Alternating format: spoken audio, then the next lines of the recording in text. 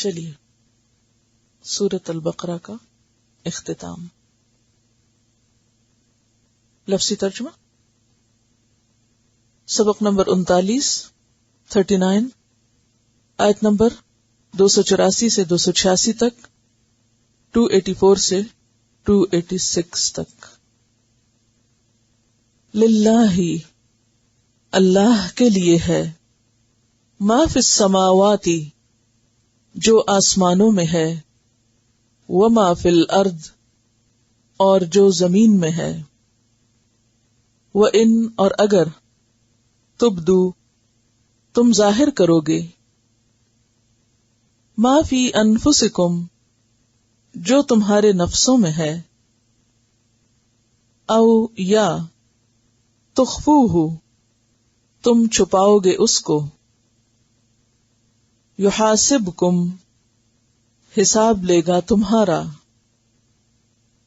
بہی، ساتھ اس کے، اللہ، اللہ، فیغفر، تو بخش دے گا، لمن یشاء، جس کو وہ چاہے گا، ویعذب، اور وہ عذاب دے گا، من یشاء، جس کو وہ چاہے گا، واللہ، اور اللہ، علی کل شیء، اوپر ہر چیز کے، قدیر، قدرت رکھنے والا ہے. آمنا، ایمان لائے، الرسول، رسول، بما، ساتھ اس کے جو، انزلا، نازل کیا گیا، الیہ، طرف اس کے، من ربہ، اس کے رب کی طرف سے، والمؤمنون، اور سارے مومن، کلن، سب کے سب، آمنا، ایمان لائے، باللہ، اللہ پر، وملائکتہ، اور اس کے ملائکہ فرشتوں پر، وکتبہ، اور اس کی کتابوں پر، ورسلہ، اور اس کے رسولوں پر، لا نفرق، نہیں ہم تفریق کرتے، فرق کرتے، بین احد، درمیان کسی ایک کے، من رسلہ، اس کے رسولوں میں سے، وقالو، اور انہوں نے کہا، سمعنا، سنا ہم نے، وَأَطَعْنَا، اور اطاعت کی ہم نے، غفرانک، تیری بخشش، ربنا، اے ہمارے رب، وَإِلَيْكَ، اور تیری طرف، المصیر، لوٹنا ہے، پلٹنا ہے. لا، نہیں، یکلف، تکلیف دیتا، اللہ، اللہ، نفسن، کسی نفس کو، الا، مگر، وسعہا، اس کی وسعت کے مطابق، یا اس کی وسعت بھر، لہا، اس کے لیے ہے، ما، جو، کسبت، اس نے کمایا، وعلیہا، اور اس کے ذمہ ہے، مکتسبت، جو اس نے کمایا. ربنا، اے ہمارے رب، لا تؤاخذنا، نہ تو مواخذہ کرنا ہمارا، ان نسینا، اگر ہم بھول جائیں، او اخطأنا، یا ہم خطا کریں. ربنا، اے ہمارے رب، ولا، اور نہ، تحمل، تو ڈال، علینا، ہم پر، اسرن، کوئی بوجھ، کما، جیسا کہ، حملتہ، ڈالا تو نے اس کو، علی الذین ان لوگوں پر، من قبلنا جو ہم سے پہلے تھے، ربنا اے ہمارے رب، ولا اور نہ، تحملنا تو اٹھوا ہم سے، ما جو لا نہیں، طاقت لنا ہمارے لیے، بہی اس کی، واعفو اور درگزر فرما، عنا ہم سے، واغفر لنا اور بخش دے ہمارے لیے، ورحمنا اور رحم فرما ہم پر، انت تو، مولانا ہمارا مولا ہے، فانصرنا پس مدد فرما ہماری، علی القوم الکافرین اوپر قوم کافر کے۔ الفاظ کی وضاحت، للہ اللہ کے لیے ہے، اللہ کی ملکیت میں ہے، کیا ما فی السماوات جو بھی آسمانوں میں ہے، وما فی الارض اور جو بھی زمین میں ہے، خواہ وہ مادی اشیاء ہیں یا غیر مادی اشیاء ہیں، چھوٹی چیز ہے یا بڑی چیز ہے، جو کچھ بھی ہے، سارے کا سارا، پورے کا پورا اللہ کا ہے، کسی اور کا کچھ نہیں۔ اگر وقتی طور پر اس نے ہمیں کسی بھی چیز پر ٹیمپریریلی، عارضی طور پر کوئی ملکیت دے رکھی ہے تو اس کا بھی اصل مالک وہی ہے۔ ما فی السماوات جو آسمانوں میں ہے، آسمانوں میں کیا کچھ ہے؟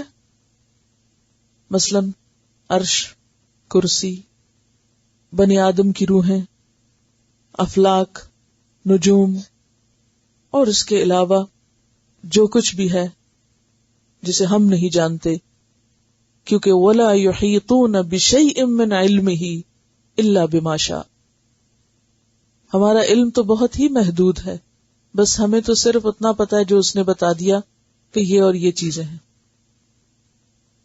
قرآن پاک میں آتا ہے وَمَا يَعْلَمُ جُنُودَ رَبِّكَ إِلَّا هُوَ، تیرے رب کے جنود یعنی لشکروں کو اس کے سوا کوئی بھی نہیں جانتا، صرف اس کے علم میں ہے، کلی علم صرف اس کا ہے، انسان کا علم بہت محدود ہے۔ لیکن جو کچھ بھی انسان جانتا ہے، جو اس کے علم میں ہے یا اس کی نگاہ کسی چیز کا مشاہدہ کرے آسمانوں میں، تو انسان اس کے بارے میں کیا سمجھے کہ للہ، یہ سب اسی کا ہے۔ ما فی السماوات وما فی الارض، اور جو زمین میں ہے، زمین میں کیا ہے؟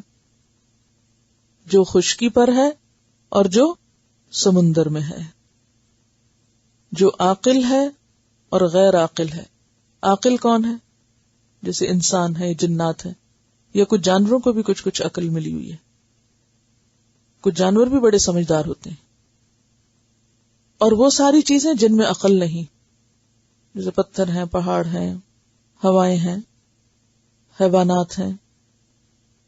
تو جو کچھ بھی زمین میں ہے، زمین کے اوپر ہے یا زمین کے اندر ہے، خواہ وہ نظر آتا ہے خواہ وہ نظر نہیں آتا، جیسے جنات وغیرہ ہیں، ملائکہ ہیں جو آسمان و زمین کے بیچ میں آتے جاتے رہتے ہیں، یہ سب کچھ کس کا ہے؟ للہ، اللہ کا ہے۔ اچھا، یہ نہیں کہا کہ آسمان اور زمین میں جو کچھ ہے وہ اللہ کا ہے، انداز کلام کیا ہے؟ للہ ما فی السماوات وما فی الارض۔ کیا فرق ہے ان دونوں طریقوں میں؟ دو طرح کے انداز میں فرق کیا ہے؟ ایک یہ کہنا کہ آسمان اور زمین میں جو کچھ ہے وہ سب اللہ کا ہے، کیونکہ عموماً ہم اردو ترجمہ با محاورہ بناتے ہوئے اسی طرح کا کرتے ہیں، جیسے کلام کا حسن جو ہے یا شدت ختم ہو جاتی، ان کلام کے اندر جو تاکید ہے وہ ویسی نہیں رہتی۔ چلیے میں اردو میں بولتی ہوں اسی طرح، آسمان و زمین میں جو کچھ ہے اللہ کا ہے، اللہ کا ہے جو کچھ آسمانوں اور جو کچھ زمین میں ہے۔ فرق ہے ان دو جملوں میں؟ فرق ہے. تاکید ہے اس میں کہ یاد رکھو اللہ ہی کا ہے، یعنی اللہ کا لفظ یا اللہ کا نام پہلے جو آیا تو یہ مزید تاکید کے لیے آیا. للہ ما فی السماوات وما فی الارض. اور آپ دیکھیے کہ آسمانوں میں جو کچھ ہے وہ تو انسان کہاں سے جا کے دیکھے گا، اس نے تو وہ بھی نہیں جانا جو زمین میں ہے. جتنے بھی نباتات ہیں، پودے، سارے پودوں کی قسمیں تو کیا یہ جو باہر لگے ہوئے نا، اگر میں آپ کا امتحان لوں تو شاید ہی آپ میں سے کوئی ان سب چیزوں کے نام بتا سکے. جتنے پھول لگے ہوئے ہیں یا جتنے بھی پودے ہیں صرف اس بلڈنگ کے چاروں طرف، یہ جو اس وقت آپ کی نگاہ باہر سے دیکھے، اتنا بھی نہیں جانتے کہ کیا ہے. کیسے جانیں گے؟ غور بھی نہیں کرتے، توجہ بھی نہیں فرماتے، دیکھنے کی زحمت بھی گوارا نہیں کرتے. اور پھر جو مٹی کو کھودیں تو اندر سے کیا کچھ نکلتا، اور مزید آپ جائیں نیچے پہاڑوں کے تو اس میں سے کیا نکلتا ہے، پہاڑوں کے اندر کیا کچھ ہے، وہ بھی کبھی دیکھنے کی زحمت گوارا نہیں کی. مالز اتنے ہیں، اتنا کچھ باہر رکھا ہوا انسان نے سجا کے، وہ پہاڑوں کے اندر جا کے کیا دیکھے گا؟ تو بور کرنے والا کام ہے. اور پھر سمندر کی گہرائیوں میں کیا کچھ. آپ کو ایک ہوم ورک دے رکھا میں نے سب کو، وہ آپ بے شک اس سارے عرصے میں کسی وقت بھی کر لیں، لیکن آپ کو کرنا ہے. زمین پر تو جو چیزیں ہیں وہ کسی نہ کسی طرح ہمیں نظر آتی رہتی ہیں، لیکن سمندر کے اندر کیا کیا مخلوقات ہیں، کس کس رنگ کی، کس کس شکل کی، کس کس سائز کی، اور کس کثرت میں، اور کتنی بڑی. کیونکہ سب سے بڑا جانور زمین پہ سمندر ہی کے اندر ہے. تو یہ سب کچھ کس کا ہے؟ ہم تو اپنے گھر میں لا کے ایک چھوٹے سے شیشے کا ایکویریم، اس میں کچھ کچھ مچھلیاں رکھ لیتے ہیں اور کہتے ہیں یہ ہمارا ہے، کوئی ہاتھ نہ لگا یہ ہمارا ہے. لیکن اتنے بڑے سمندر میں جو کچھ اور کتنا کچھ، وہ کس کا ہے؟ وہ سب اللہ کا ہے. للہ ما فی السماوات وما فی الارض وان تبدوا. اب آپ دیکھیے کہ انسان اگر محسوس کرے نا، وہ اوپر آسمانوں میں سب کچھ اللہ کا، میرے پاؤں کے نیچے زمین کے اندر جو کچھ ہے وہ سب اللہ کا، تو میں کس کا؟ میں بھی تو اللہ کی. اللہ میرا بھی مالک ہے اور پوری طرح مجھ پر اختیار رکھتا ہے. ظاہر تو کیا، میرے دل کے اندر جو کچھ ہے اس کو بھی جانتا ہے. اسی لیے فرمایا وَإِن تُبْدُوا، اور اگر تم ظاہر کرو گے. تبدو کا روٹ ہے بے دال واو، بدا یبدو سے پیچھے گزر چکا. اگر آپ نے پچھلا بلا دیا تو مجھے چاہیے کہ پھر سے میں سورۃ البقرہ شروع کر دوں. بولیے آیت کہاں پڑا تھا؟ ان تبدوا الصدقات فنعما ہی، اور ما تبدون وما کنتم تکتمون، وہاں بھی آیا ہے.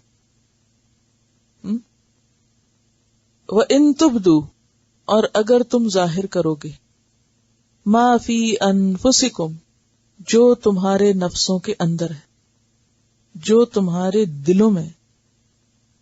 اور کیا کچھ ہوتا ہے دلوں میں؟ کیا کچھ ہوتا ہے دل میں؟ بہت کچھ. جتنا کچھ انسان کے دل پر ہوتا ہے اتنا زبان پہ نہیں ہوتا.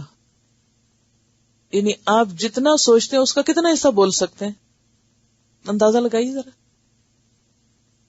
ایک سیکنڈ میں، اس دن میں نے آپ کو دماغ کے کام کے بارے میں بتایا تھا کہ ایک سیکنڈ میں کتنی معلومات اس کے دماغ سے گزر جاتی.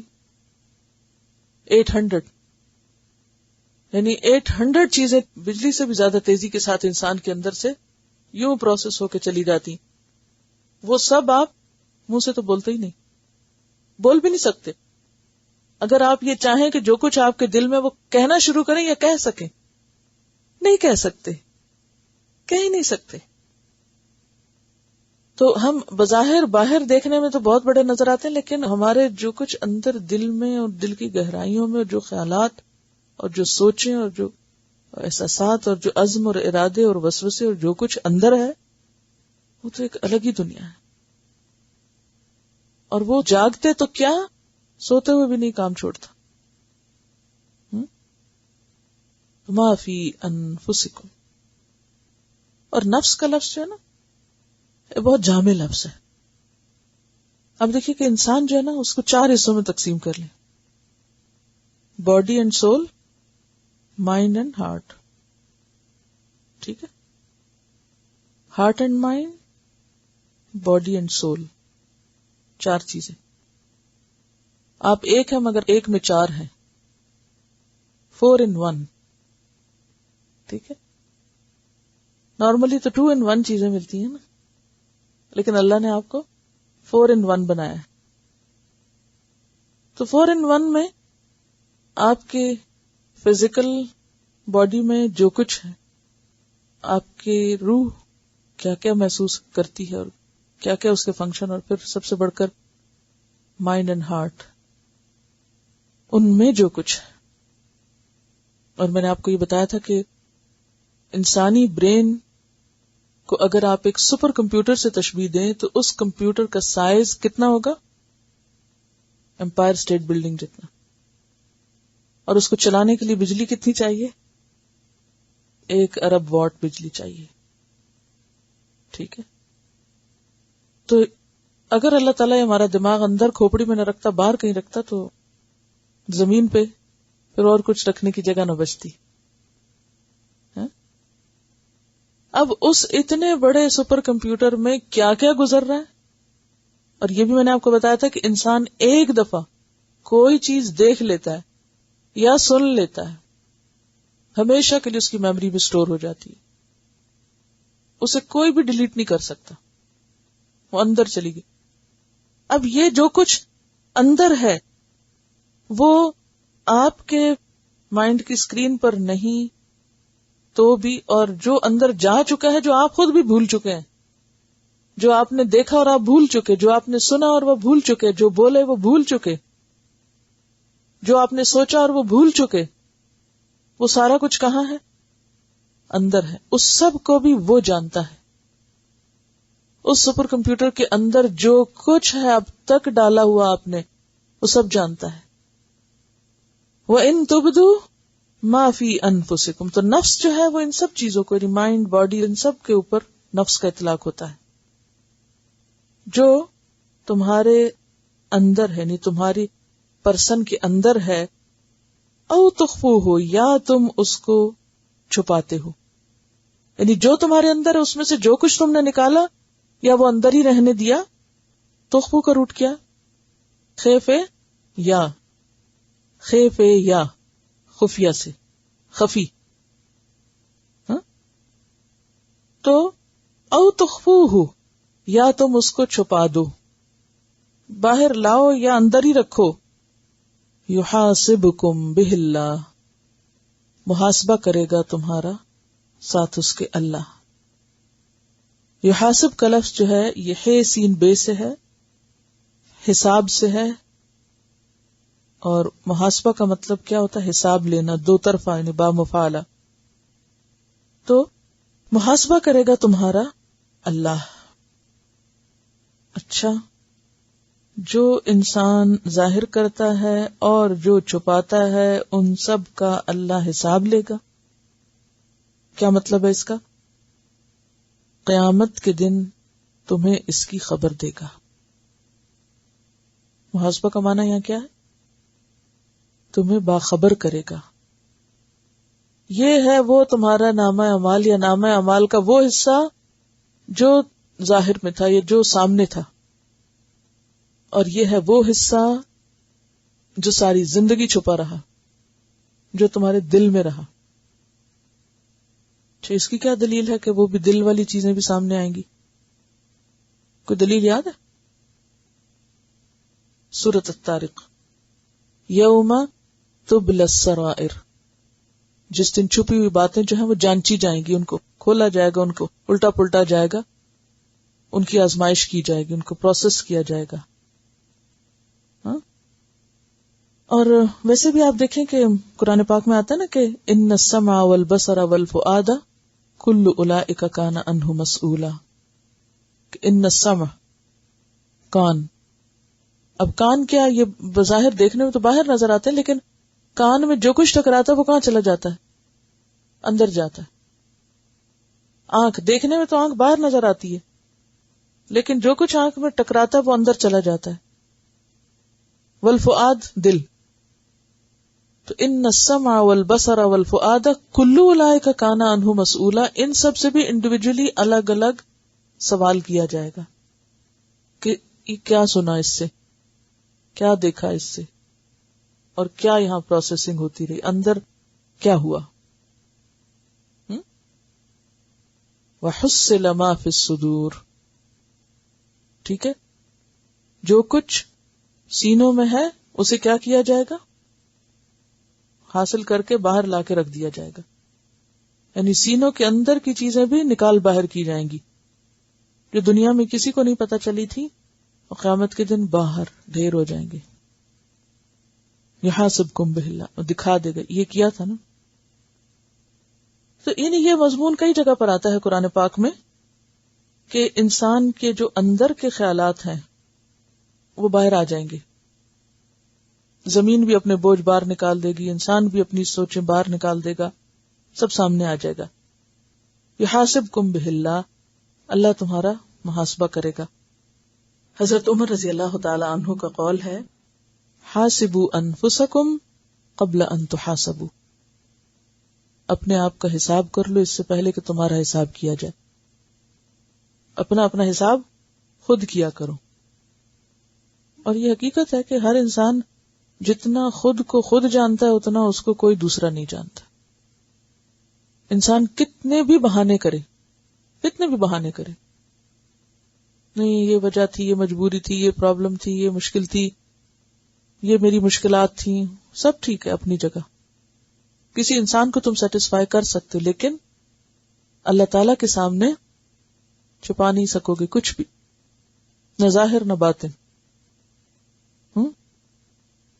کیونکہ هو الظاہر والباطن، کوئی چیز اس سے چھپی ہوئی نہیں. چھپی ہوئی چیزیں اس کے نزدیک ایسے ہیں جیسے ظاہر چیزیں. ہمیں ظاہر میں بھی وہ نظر نہیں آئے گا جو اس کو اندر سے نظر آتا ہے. پھر وہ تمہارا اس پر محاسبہ کرے گا. فَيَغْفِرُ لِمَن يَشَاءُ، تو بخش دے گا جس کو چاہے گا. یغفرو کا روٹ کیا ہے؟ غین فیرے. غفرہ کا کیا معنی ہوتا ہے؟ ڈھانپ دینا.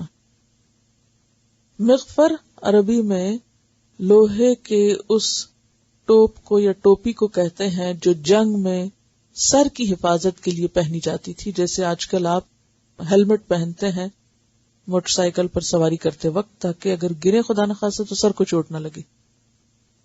تو مغفر کیا کرتا ہے؟ یہ ہیلمٹ کیا کرتا ہے؟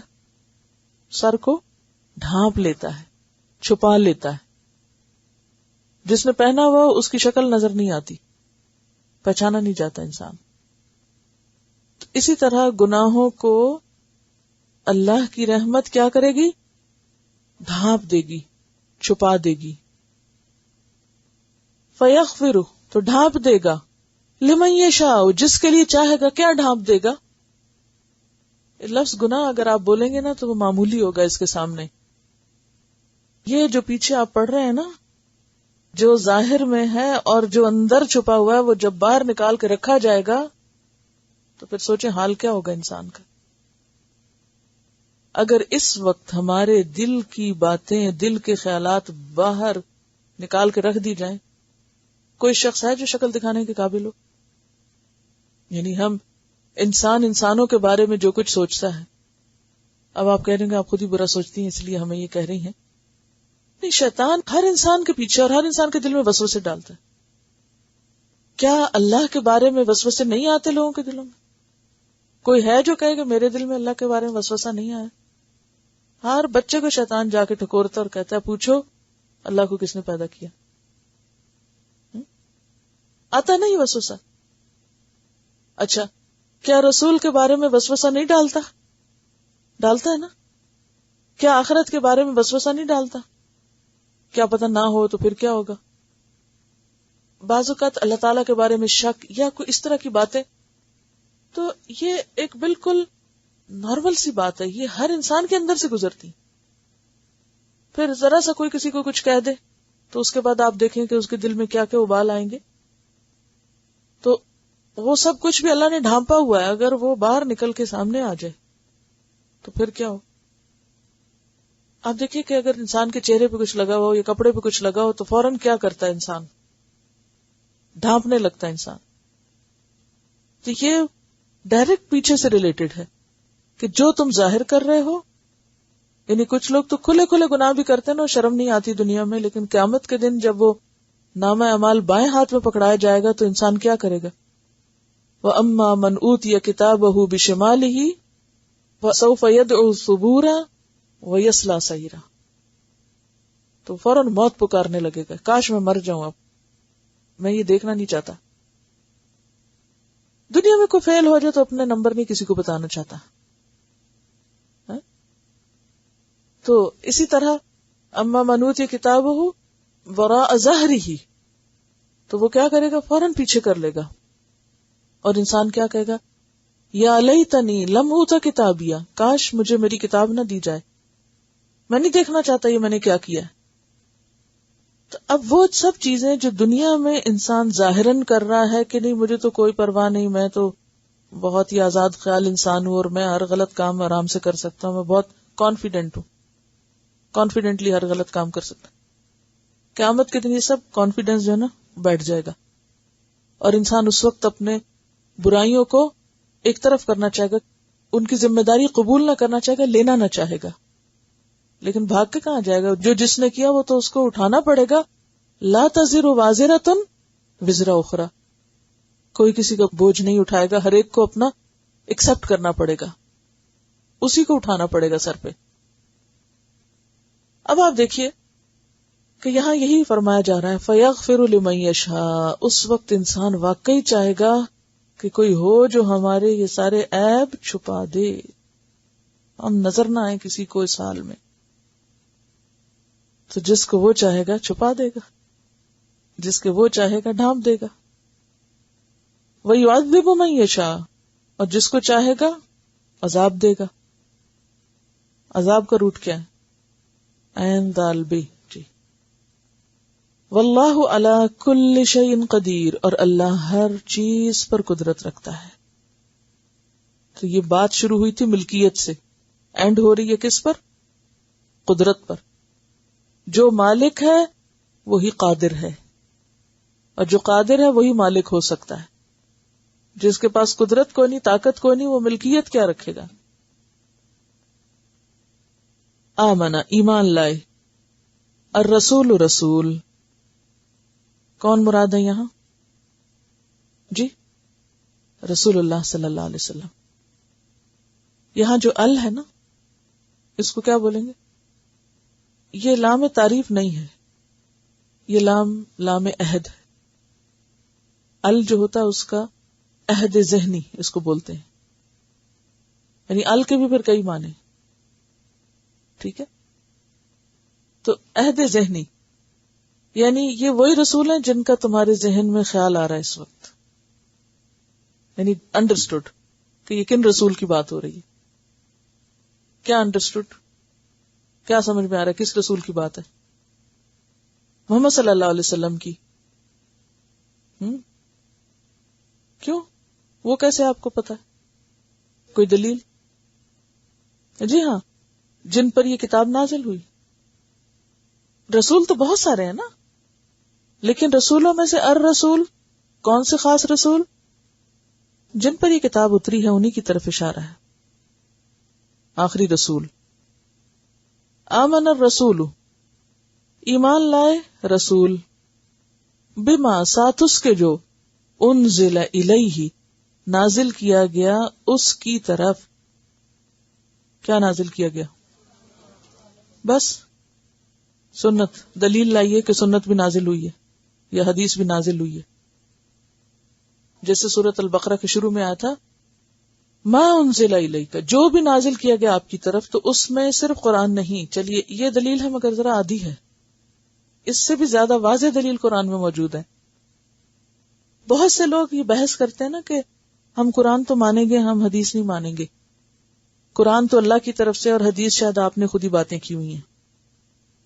ایک اگر چھوٹی سی آیت آپ یاد رکھ لینا تو آپ کو بہت فائدہ ہوگا، لیکن یہ آیت آپ کو زبانی یاد کرنی پڑے گی. اگر کریں گے تو میں بتا دیتی ہوں، نہیں تو رہنے دیتی ہوں. اوکے ٹھیک ہے. سورۃ النساء کی آیت نمبر 113 ہے وَأَنزَلَ اللَّهُ عَلَيْكَ الْكِتَابَ وَالْحِكْمَةَ. انزل اللہ علیک الکتاب والحکمت. تو اس سے کیا پتہ چلتا ہے کہ اللہ تعالیٰ نے کتاب بھی نازل کی ہے اور حکمت بھی نازل کی ہے، اور حکمت سے مراد آپ صلی اللہ علیہ وسلم کے فیصلے. کیوں؟ اس لیے کہ اس کی اب حکمت سے مراد آپ کی سنت. کیسے؟ اس کی دلیل پھر آگے آتی سورۃ الاحزاب میں، جس میں ازواج مطہرات کو خطاب کر کے کہا گیا ہے کیا؟ وَاذْكُرْنَ مَا يُتْلَى فِي بُيُوتِكُنَّ مِنْ آیَاتِ اللَّهِ وَالْحِکْمَةِ. اور پڑھتی رہو، ذکر کرتی رہو، بتاتی رہو کس کا؟ جو پڑھا جاتا ہے تمہارے گھر میں اللہ کی آیات میں سے اور حکمت میں سے. تو یہاں حکمت پڑھی جاتی ہے، آپ کے گھر میں پڑھی جاتی ہے. تو جو چیز پڑھی جاتی ہے وہ کتاب کے علاوہ کیا تھی جو ازواج مطہرات کے گھروں میں، ان 9 گھروں میں پڑھی جاتی تھی؟ نبی صلی اللہ علیہ وسلم کی باتیں تھیں اور آپ کی تعلیمات تھیں جو آپ خاص طور پر ازواج مطہرات کو دیتے تھے. اور جیسے کہ آپ جانتے ہیں کہ حضرت عائشہ کا حجرہ جو تھا وہ مسجد نبی کے بالکل ساتھ تھا. جو کچھ مسجد میں ہوتا تھا وہ گھر میں سنائی دیتا تھا، اور ان کے کان ادھر ہی کو لگے رہتے تھے. اسی لیے بعد میں حضرت ابو ہریرہ کہتے ہیں کہ جب کوئی حدیث بیان کرتے تھے تو حضرت عائشہ فوراً کہتی تھی تمہیں یہ حدیث کہاں سے ملی، جبکہ مجھے نہیں پتہ چلی. تو وہ کہتے تھے جس وقت آپ اپنی کنگھی پٹی میں لگی ہوتی تھی میں اس وقت بھی علم حاصل کر رہا ہوتا تھا. تو اس لیے وہ حصہ جو آپ سے رہ گیا وہ میں نے پا لیا، میں نے وہ لمحے بھی نہیں کھوئے، ان میں بھی سیکھا. تو بات یہ ہے کہ یہ انزل اللہ علیک الکتاب والحکمہ واضح آیت سورۃ النساء کی، جس سے پتہ چلتا ہے کہ بما انزلہ میں صرف قرآن نہیں، اس کے ساتھ ساتھ حدیث بھی شامل ہے. بما انزل الیہ من ربہ، اس کے رب کی طرف سے. کس کے رب کی طرف سے؟ پیغمبر کے رب کی طرف سے، رسول کے رب کی طرف سے. والمؤمنون، اور سارے مومن، سارے ایمان والے بھی ایمان لائے. ایمان والے ایمان لائے کس پر؟ جو بھی پیغمبر پر اترا ہے کتاب اور حکمت میں سے. ٹھیک ہے. اب اس سے کیا پتہ چلتا ہے کہ ایمان میں سب سے پہلے مثال کون ہے؟ پیغمبر ہے.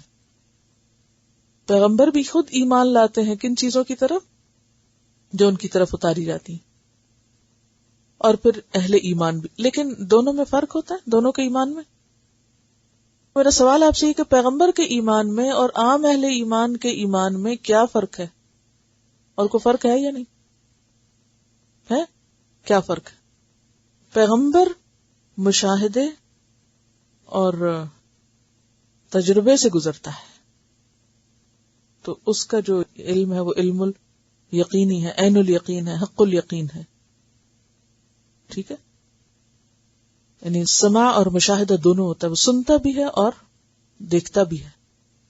جیسے آپ صلی اللہ علیہ وسلم کو مختلف چیزوں کا مشاہدہ کرایا گیا تھا. ٹھیک ہے.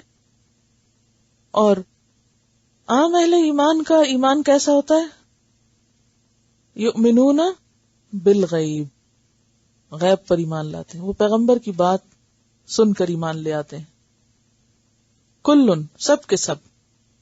اب آپ دیکھیے کلن کون مراد ہے؟ کلن میں توجہ رکھیے. کتاب پر قلم ہاتھ میں پکڑی. دیکھیے جب تک قلم ہاتھ میں نہیں ہوگا نا علم نہیں آئے گا. علامہ بالقلم ہے. قلم آپ کو جگا کے رکھتا ہے. قلم کے بغیر سو جائیں گے آپ، یہ توجہ نہیں رہے گی. جب قلم ہوگا نا تو آپ ہوشیار رہیں گے کہ اچھا لکھنا ہے، کچھ ابھی آنے والا. آپ منتظر ہوتے ہیں علم لینے کے. قلم نہیں ہوتا تو ریلیکس ہو جاتے ہیں. چلیے اس میں آپ دیکھیے کہ کلن میں اہل ایمان بھی ہیں اور پیغمبر بھی ہیں. کلن میں سب ہیں. سب کون؟ پیغمبر بھی اور اہل ایمان، سب کے سب ایمان لائے. کس پر؟ باللہ، اللہ پر. جیسے سورۃ آل عمران کی آیت نمبر 16 میں آتا نا ربنا اننا آمنا فاغفر لنا ذنوبنا. تو باللہ، اللہ پر. اللہ پر ایمان لانے کا مطلب کیا ہے؟ اللہ کی الوہیت پر، ربوبیت پر، وملائکتہ، اور اس کے فرشتوں پر. ملائکہ کے ساتھ تو بے نہیں لگی ہوئی، تو پھر آپ فرشتوں پر کیوں ترجمہ کر رہے ہیں؟ جو پہلے باللہ کے ساتھ ہے وہی ملائکہ کے ساتھ بھی عمل کر رہی ہے. اس کا ثبوت کیا ہے کہ ملائکہ پر عمل کر رہی ہے؟ وہ ملائکہ کے اوپر بھی کیا ہے؟ کھڑی زیر ہے. ملائکتی ہی یعنی مجرور ہے. ملائکہ کہہ سکتے ہیں مجرور، ٹھیک ہے. وہ ملائکتی ہی، اور اس کے فرشتے. وہ کتبی ہی، اور اس کی کتابیں. کون سی؟ ساری کتابیں جتنی بھی آئیں. وہ رسول ہی، اور اس کے رسول تمام کے تمام. لا نفرق، نہیں ہم فرق کرتے، ہم تفریق نہیں کرتے. بین احد، پیچھے گزر چکا ہے نفرق کا لفظ نا، فرقہ فرق. بین احد، کسی ایک کے درمیان. من رسولہ، اس کے رسولوں میں سے. اس کے رسولوں میں سے ہم کسی کے درمیان کوئی فرق نہیں کرتے. کس چیز میں فرق نہیں کرتے؟ ورنہ فرق تو ہے، کیونکہ تلک الرسل فضلنا بعضهم علی بعض، اللہ نے بعض کو بعض پہ فضیلت دی ہے. لیکن آپ کہہ رہے ہیں ہم فرق نہیں کرتے. اس بات میں یعنی ایمان لانے میں ہم سب کو پیغمبر مانتے ہیں، جو بھی اللہ نے پیغمبر بھیجے. ہم فرق نہیں کرتے کہ بعض کو کہیں اس کو تو ہم مانتے اور اس کو نہیں، کیونکہ پچھلی اقوام نے کیا کیا؟ کسی نے عیسیٰ علیہ السلام کو نہیں مانا اور کسی نے نبی صلی اللہ علیہ وسلم کو نہیں مانا. لیکن ہم سب کو مانتے ہیں، تمام پیغمبروں کو مانتے ہیں. تو لا نفرق کا مطلب یہاں کیا ہے؟ ان کے پیغمبر ہونے میں ہم کوئی فرق نہیں کرتے، لیکن جہاں تک ان کے درجات کا فرق ہے تو وہ تو ہے ہی، obvious ہے. جیسے میں نے پیچھے بھی آپ کو بتایا تلک الرسل کی تفسیر میں ابراہیم علیہ السلام 7ویں آسمان پر ہے اور اس کے بعد مختلف پیغمبر مختلف آسمانوں پر ہیں. خود اللہ تعالیٰ فرماتے منہم من کلم اللہ ورفع بعضهم درجات. تو جب اللہ نے رفع درجات کیا تو پھر ہم بھی اسی لیول پر جو اللہ نے جس کو خصوصیت دی اس خصوصیت کے ساتھ مانتے ہیں نا. تو یہاں پر وہ جو فرق ہے وہ تو ہے ہی، اور نبی صلی اللہ علیہ وسلم تمام انبیاء سے افضل ہے، یہ بھی مانی ہوئی بات ہے، کیونکہ آپ کے لیے وسیلہ ہے جنت میں، اور اس کے علاوہ اور بھی جو پیچھے آپ گزر چکی باتیں. لیکن یہاں جو کہا گیا کہ لا نفرق بین احد منہم، اس میں وہ حدیث یاد رکھیے یہاں پر جس میں آتا ہے کہ کوئی شخص یہ نہ کہے کہ میں یونس بن متہ سے بہتر ہوں. بخاری میں آتا ہے جس نے یہ کہا اس نے جھوٹ بولا. یعنی یہ فرق کمپیرزن کرنے کے لیے یا تفاخر کے لیے نہیں ہے. تفاخر کے لیے نہیں. تفاخر کا کیا مطلب ہے؟ فخر کرنے کے لیے نہیں کہ میرا پیغمبر افضل ہے، اور ضد اور مقابلے کے لیے نہیں. وہ تو اللہ کی نگاہ میں جس کو اس نے جو چاہا مقام دیا. ہمارا فرض کیا ہے؟ ہم سب پر ایمان لائیں. گویا خلاصہ کیا ہوا کلام کا؟ فضیلت اللہ کی طرف سے ہے اور ہمارے پارٹ پر ایمان ہے سب پر. وقالو، اور انہوں نے کہا. کنہوں نے؟ اہل ایمان نے. سمعنا، ہم نے سن لیا، دل سے سنا. وَأَطَعْنَا، اور ہم نے اطاعت کی. کیسی تواضع ہے نا کہ ہم نے سن لیا اور ہم نے سر تسلیم خم کر دیا، ہم جھک گئے. اطاعت کا روٹ کیا ہے؟ تو واو عین تو. تو کا کیا معنی ہوتا ہے؟ خوشی سے ماننا، خوشی سے ماننا. ہم خوشی سے مانتے ہیں. سمعنا وَأَطَعْنَا غفرانک، غفرانک، تیری بخشش. غفران جو ہے اس کا لفظی معنی ہوتا ہے گناہوں کی سزا معاف کرنا. اس سے پہلے فعل محذوف ہے. محذوف کا مطلب ہوتا ہے وہ نہیں لکھا ہوا، حذف کیا ہوا. حذف کرنا کیا ہوتا ہے؟ مٹا دینا، ہٹا دینا. یعنی اس سے پہلے فعل تھا جو نہیں لکھا ہوا. وہ فعل کیا تھا؟ ہم چاہتے ہیں، یعنی نطلب غفرانک، نرید غفرانک، ہم اے رب تیری بخشش چاہتے ہیں. تو اس کے حذف کرنے کے پیچھے کیا حکمت ہے؟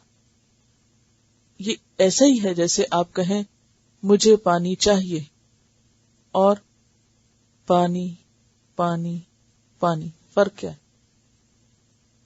مجھے پانی چاہیے، پانی پانی پانی، دونوں میں فرق ہے. کس میں کیا فرق؟ جب آپ لمبی بات کرتے ہیں نا تو اثر کھو دیتے ہیں، طویل جملے اثر کم رکھتے ہیں. یہ لکھ لیجئے، حکمت کی بات ہے. یہ لمبی باتیں کرنا بات کے اثر کو کم کرنا ہے. مختصر بات ہمیشہ زیادہ وزن رکھتی ہے. اسی لیے جو مائیں بہت بولتی ہیں نا ان کے بچے بہت کم سنتے ہیں، اور جو مائیں کم بولتی ہیں ان کے بچے جلدی سنتے ہیں. کیوں؟ وہ بہت سی چیزیں تو معاف کر دیتی ہیں، تو پھر جب وہ بولتی ہیں تو پھر ٹھیک ٹھاک بولتی، تو اس بات کا پھر اثر ہو جاتا ہے. کسی بھی چیز کی کثرت اس کا لطف کھو دیتی، تاثیر کم ہو جاتی. کلام میں بھی اختصار کلام کی تاثیر میں اضافہ کرتا ہے. نبی صلی اللہ علیہ وسلم کی خصوصیت کیا تھی؟ اوتیتو جوامع الکلم، جامع کلمات کہنے کی صلاحیت بخشی گئی ہے مجھے. جامع کلمات یعنی کم لفظوں میں زیادہ بات، کم لفظوں میں زیادہ بات. تو اوتیتو جوامع الکلم، ٹھیک ہے. تو یہاں بھی غفرانک، یعنی دوسری جگہوں پر یہ بھی کہا کیونکہ ایک وقت میں ایک طرح بات دوسرے میں دوسرے، لیکن یہاں پر خاص طور پر ایسے لگتا ہے کہ سارے جذبات آ کے ایک لفظ میں سمٹ گئے، مانگتے مانگتے ایک لفظ پہ آ کے رک گئے. غفرانک، تیری بخشش، بخشش بخشش. یہ لفظ کسی اور کو بھی کہا گیا تھا. کیسے؟ یاد ہے؟ بنی اسرائیل کو کیا کہا گیا تھا؟ وَقُولُوا حِطَّةٌ، اور حِطَّةٌ کا معنی بھی کیا تھا؟ ہم بخشش چاہتے ہیں، بخشش بخشش. تو غفرانک، تیری بخشش، ربنا، اے ہمارے رب، وَإِلَيْكَ الْمَصِيرُ. عام طور پر کیا ہوتا ہے؟ ربنا پہلے آتا ہے. جتنی بھی دعائیں ہیں ان میں ربنا پہلے آتا ہے، بات بعد میں ہوتی ہے جو طلب ہوتی ہے. یہاں پر کیا ہے؟ طلب پہلے ہے، ربنا بعد میں ہے. وَإِلَيْكَ الْمَصِيرُ، اور تیری طرف واپسی ہے، لوٹنا ہے، پلٹنا ہے. لا یکلف اللہ، نہیں تکلیف دیتا اللہ، نفسن کسی نفس کو، الا مگر، وسعہا اس کی وسعت کے مطابق. وسعت کا لفظی معنی ہوتا ہے استطاعت. وسیع سے ہے نا، واسع علیم پیچھے آپ پڑھ چکے ہیں. واسع کا لفظ، وسع کرسیہ السماوات والارض. کس کس چیز میں وسعت؟ علم، فہم، حفظ، طاقت، عقل، مال، وقت، زندگی، ان سب میں وسعت جو ہے وہ وسع کہلاتی. نہیں تکلیف دیتا اللہ کسی نفس کو مگر اس کی وسعت کے مطابق، یعنی اس کے علم، فہم، سمجھ، طاقت، عقل، مال، وقت، زندگی کے مطابق اس سے ڈیمانڈ کی گئی ہے کام کی.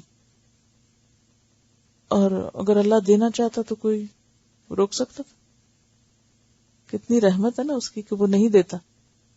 وہ تو قدیر ہے، مالک ہے ہر چیز کا، وہ جتنا چاہے بوجھ ڈال دے. آپ کیا کر سکتے؟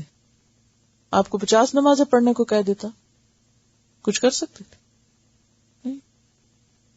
تو لا یکلف اللہ نفسا الا وسعها، لہا اس کے لیے ہے. لہا کا کیا مطلب ہے؟ اس کے لیے. کس کے لیے؟ انسان کے لیے ہے. جی ہاں، نفس کے لیے. ہاں کی ضمیر نفس کی طرف جاری. ما کسبت، جو اس نے کمایا. کسب کا مطلب کوشش. جیسے سورۃ الانعام میں آتا نا، ولا تکسب کل نفس الا علیہا وعلیہا مکتسبت، اور اسی کے ذمہ ہے مکتسبت، جو بھی اس نے کوشش کی. کل نفس بما کسبت رہینہ، قرآن پاک میں آتا ہے کہ ہر شخص اپنی کمائی کے بدلے رہن میں. رہن کمانا تو اب آ گیا نا، گروی رکھا ہوا ہے. تو لہا کا مطلب ہوتا ہے اس کو مل جائے گا، یعنی اسی کو واپس لوٹے گا جو اس نے کمائی کی، جو اچھے کام کے لیے. کسب آیا اچھے کاموں کے لیے. وہ علیہا، اس کی ذمہ داری بھی اسی پر ہے جو اس نے کمائی کی، یعنی برے کام. جو غلط کام کیے، جب برے کام کیے، اس کی ذمہ داری اس کو قبول کرنی پڑے گی، اور جو اچھے کام اس نے کیے اس کا فائدہ بھی اسی کو ملے گا. ربنا، اے ہمارے رب، لا تؤاخذنا، نہ تو مواخذہ کرنا ہمارا. تو آخذ کا روٹ کیا ہے؟ اخذا. کیا بولے نا ذرا؟ حمزہ خیزال. جی ہاں، حمزہ خیزال. اخذا. لا تؤاخذنا، نہ مواخذہ کرنا ہمارا، نہ پکڑنا ہم کو. ان نسینا، اگر ہم بھول جائیں. اس کا روٹ کیا؟ نسینا کا. نون سین یہ. جی ہاں، نون سین یہ، نسیان اسی سے. اگر ہم بھول جائیں، یعنی ذمہ داری ادا کرتے ہوئے اگر ہم بھول جائیں. او اخطانا، یا ہم خطا کر دیں، یعنی ناسمجھی میں، بلا ارادہ. تو یا رب تو ہمیں پکڑنا نہیں. ربنا، اے ہمارے رب. ولا تحمل، اور نہ تو اٹھا، نہ تو ڈال. ہے میم لام، حمل کا مطلب ہوتا ہے بوجھ اٹھانا. علینا، ہم پر، اسرن، کوئی بوجھ. اسر کا لفظ جو ہے نا، اس کا بھی بہت وسیع معنی ہے.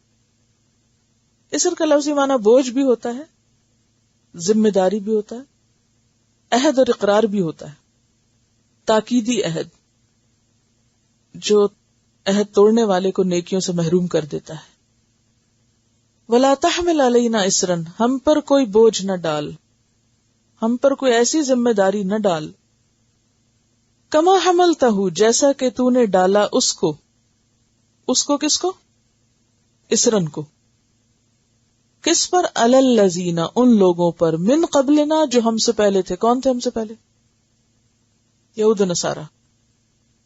یعنی جو آپ نے ان پر ذمہ داریاں ڈالی، جو بوجھ ان پہ ڈالے وہ ہم پہ نہ ڈالنا. مثلا کوئی چیز یاد کرے، پیچھے پڑ چکے ہیں آپ، ان پہ کیا بوجھ ڈالا گیا تھا؟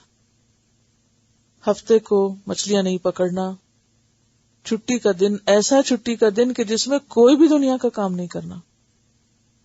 ٹھیک ہے. اور بچڑے کو معبود بنانے پر توبہ مشروط تھی قتل نفس کے ساتھ. توبوا الی بارئکم فاقتلوا انفسکم. یعنی ہماری توبہ کیسے قبول ہوتی؟ قتل کے ساتھ نہیں، زبانی کافی ہوتی، یا کچھ کفارہ وغیرہ، صدقہ خیرات، وہ الگ ہے، لیکن اتنا بڑا بوجھ تو نہیں ہے نا. اسی طرح اور جگہوں سے بھی ہمیں پتہ چلتا ہے کہ ان پر کچھ احکامات بہت سخت تھے، ہم پر وہ نہیں رہے. چربی ان کے اوپر حرام تھی جانوروں کی. اگر کوئی کپڑا ناپاک ہو جاتا، جیسے پیشاب لگ گیا، خون لگ گیا، تو اب وہ دھونے سے نہیں پاک ہوگا، اس کو کاٹنا پڑے گا، اس کی جگہ نیا پیبند لگانا پڑے گا. اور 50 نمازیں جو فرض ہونے لگی تھی. تو یا رب ہم پہ وہ بوجھ نہ ڈال جیسے پہلی قوموں پہ ڈالے گئے. ولا تحملنا، اور نہ تو ہم پر ذمہ داری عائد کرنا. بوجھ ڈالنا، ما لا طاقت لنا بہ، جس کی ہم میں طاقت نہیں، یعنی سخت شرعی احکام نہ دینا، واعف عنا، اور ہم کو معاف کر دینا. عفو کا کیا معنی ہوتا ہے؟ عین فے واو کیا معنی ہوتا ہے؟ مٹانا. لفظی معنی کیا ہے؟ مٹانا. یہ درگزر وغیرہ جو ہے نا یہ تو سیکنڈری میننگز ہیں. لفظی معنی کیا ہے؟ مٹانا. اور پھر درگزر کرنا سیکنڈری معنی. درگزر کر ہم سے جو بھی ہم سے ذمہ داریوں کی ادائیگی میں کوتاہی ہوئی. ہم حق تو نہیں ادا کر سکتے نا. واغفر لنا، اور ہم کو ڈھانپ دے، ہمیں بخش دے، جو غلطیاں ہم کر چکے وہ ان کو ڈھانپ دے. وارحمنا، اور ہم پر رحم کر تاکہ آئندہ غلطیاں نہ کریں. ٹھیک ہے. واعف عنا، جو کر چکے ہیں انہیں مٹا دے، جو کوتاہیاں ہو گئی ہم سے درگزر کر دے. واغفر لنا، اور جو گندگیاں یا جو گناہ ہمارے نامہ اعمال میں جمع ہو گئے ان کو چھپا دے. وارحمنا، اور ہم پر رحم کر تاکہ آئندہ نہ کریں. انت مولانا، تو ہمارا مولا ہے. مولا کس کو کہتے ہیں؟ مالک، دوست، مددگار، مرجع، جس کی طرف مشکلات میں رجوع کیا جائے. مولا کا اصل معنی کیا ہے؟ جس کی طرف مشکلات میں رجوع کیا جائے. انت مولانا، تو ہمارا مولا ہے، یعنی ساری مشکلات میں ہم تیری طرف رجوع کرتے ہیں. فانصرنا، پس تو مدد فرما ہماری. علی القوم، اوپر قوم کے، الکافرین، کافروں کی، ہر قسم کے کافر. اور مدد میں دو طرح کی مدد مراد ہے.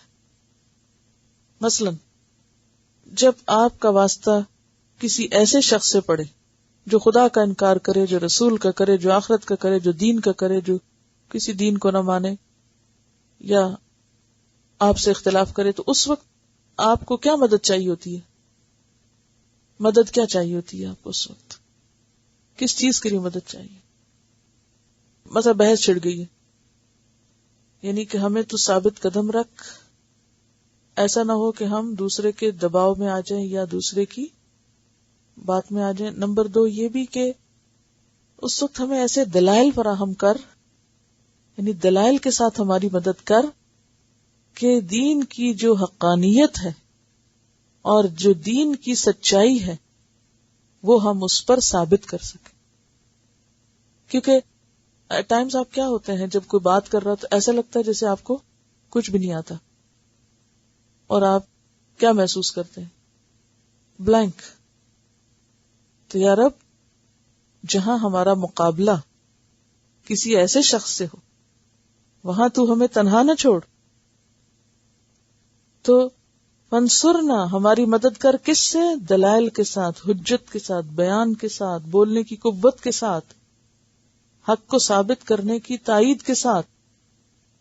اور دوسری طرف اگر آمنے سامنے کسی جنگ کے میدان میں مقابلہ ہو، جیسے اس وقت مدینہ کے حالات تھے، تو اس وقت کیا تھا کہ پھر میدان جنگ میں تو ہمیں ثابت قدم رکھ، سیف و سلاح کے ساتھ ہماری مدد فرما. جو سامان ہمیں چاہیے، کبھی تو دلائل چاہیے ہوتے ہیں نا، اور کبھی سامان چاہیے ہوتا ہے، تو اس سامان کے ساتھ ہماری مدد کر، اور ہمیں دوسروں کے رحم و کرم پہ نہ چھوڑ. چلیے سنتے ہیں ان آیات کو. لِلَّهِ مَا فِي السَّمَاوَاتِ وَمَا فِي الْأَرْضِ وَإِن تُبْدُوا مَا فِي أَنفُسِكُمْ أَوْ تُخْفُوهُ يُحَاسِبْكُم بِهِ اللَّهُ فَيَغْفِرُ لِمَن يَشَاءُ وَيُعَذِّبُ مَن يَشَاءُ وَاللَّهُ عَلَى كُلِّ شَيْءٍ قَدِيرٌ. آمن الرسول بما أنزل إليه من ربه والمؤمنون كل آمن بالله وملائكته وكتبه ورسله لا نفرق بين أحد من رسله وقالوا سمعنا وأطعنا غفرانك ربنا وإليك المصير لا يكلف الله نفسا إلا وسعها لها ما كسبت وعليها ما اكتسبت ربنا لا تؤاخذنا إن نسينا أو أخطأنا ربنا ولا تحمل علينا إصرا كما حملته على الذين من قبلنا ربنا ولا تحملنا ما لا طاقة لنا به واعف عنا واغفر لنا وارحمنا أنت مولانا فانصرنا على القوم الكافرين.